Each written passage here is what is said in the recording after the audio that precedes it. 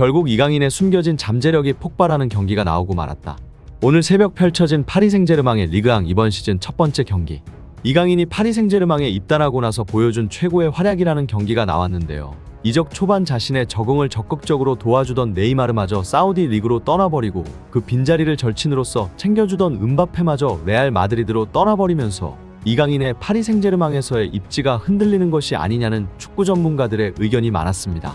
안 그래도 정몽규를 필두로 한 대한축구협회의 비정상적인 행정 실력들로 인해 대표팀 주장 손흥민과의 몸싸움 해프닝까지 전국민적으로 대대적인 사과를 해야 했던 어린 이강인 선수 입장에서 멘탈적으로 어려움을 겪을 것이라는 예상이 지배적이었죠. 하지만 오늘 새벽 펼쳐진 파리 생제르맹의 24-25 시즌 첫 번째 르아브르와의 원정 경기에서 이강인은 역대급 퍼포먼스를 보여줬다는 평가를 받아내며 전세계 축구계를 다시 한번 놀라게 만들었습니다. 오늘은 파리 생제르맹 리그 첫 번째 경기에 이강인의 주요 플레이 장면 모음과 이강인의 첫 번째 골을 누구보다 가장 먼저 축하해준 월드클래스 선수와의 이야기까지 이슈 발전소에서 자세하게 알려드리겠습니다. 드디어 이강인의 숨겨져 있던 잠재력까지 모두 폭발해버리고 말았습니다. 이강인은 오늘 펼쳐진 프랑스 리그앙 첫 번째 경기에서 미친 듯한 활약을 선보이며 경기 최고 선수들에게 주어지는 맨 오브 더 매치를 수상했습니다.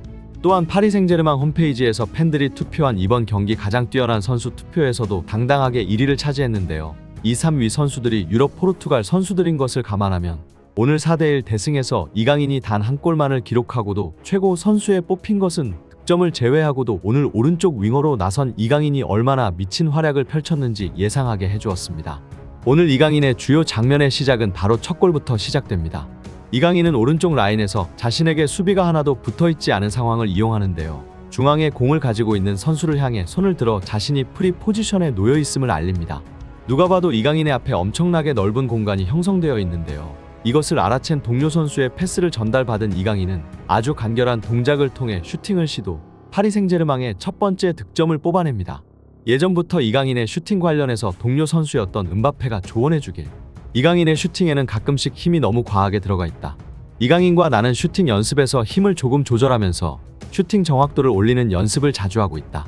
라는 인터뷰를 진행한 이력이 있는데요. 이 슈팅을 본 수많은 축구 팬들 또한 이강인의 이번 득점에서 알 수 있는 것은 확실하게 슈팅 시 좀 더 가볍고 간결하게 슈팅을 가져가며 이전처럼 과도한 힘을 사용하지 않는 것이다. 이번 득점에서 수비수의 발에 스치면서 득점이 기록되었지만 어쨌거나 슈팅은 골대 안으로 들어갈 만큼 정확하고 빨랐고 음바페와 몇몇 자신의 포지션과 겹쳤던 선수들이 이번 시즌 정리되면서 드디어 이강인의 진가가 이번 시즌 폭발하고 말 것이다. 라는 반응을 보이고 있습니다. 실제로 파리 생제르맹의 이번 경기 패스는 이강인을 기점으로 모든 공격이 시작되었다고 말할 수 있는데요. 이어진 장면에서도 이강인이 중앙까지 내려와 동료와 공을 주고받으며 르아브르의 압박을 벗겨내고 공격을 전개시키는 모습을 볼 수 있었습니다. 오른쪽 윙어로 출전한 이강인이지만 미드필더 역할까지 수행할 수 있는 선수답게 수시로 중앙으로 내려와주는 모습을 계속해서 보여주었는데요. 이 장면을 유심히 보시면 이강인이 아래 지역까지 내려와 중앙 지역에서 공을 받자 이강인을 마크하던 이 선수는 자신이 이강인을 따라가야 하는지 아니면 이 파리 생제르맹의 선수를 막아야 하는지 판단을 하지 못해 아예 이강인이 중앙 지역에서 아무런 방해를 받지 않는 상황이 자주 나왔습니다. 이처럼 이강인의 윙어, 미드필더, 공격수까지 모두 수행할 수 있는 천재적인 능력이 바로 파리 생제르맹의 전술적인 부분에서도 엄청난 이점을 안겨다주고 있는 것인데요. 이 장면에서도 파리 팬들의 감탄이 나오는 패스가 나옵니다. 윙어 자리에서 공을 전달받은 이강인의 놀라운 시야가 나오는데 자신이 공을 받는 순간 동료 선수의 전력 질주를 눈치채고 상대 팀인 르아브르 수비수 3명을 가로질러버리는 센스 있는 스루 패스를 성공시키죠. 이후 장면에선 손흥민이 보여줄 법한 놀라운 오프더볼 움직임이 나오는데 공격하다가 가로막혀 공이 뒤로 흐른 상황에서 이강인은 곁눈질을 통해 자신의 뒤에 있는 넓은 공간을 확인합니다. 르아브르의 중앙 수비수가 이쪽에 위치해 있고 자신을 막아야 하는 윙쪽 수비수가 자신의 앞에 위치하는 상황이 발생하며 이강인은 이 위에 있는 공간이 오프사이드도 아닌 온사이드 구역이며 이 구역으로 공이 오면 결정적인 찬스가 주어짐을 인식합니다. 이때 티나지 않게 살금살금 뒷걸음질을 치던 이강인에게 공이 전달되고 자신의 전매 특허인 상체 페인팅을 통해 상대 수비수를 간단하게 속입니다. 수비수 한 명까지는 가볍게 제친 이강인이지만 후속 수비에 가로막히며 매우 아까운 공격 장면이 나왔습니다.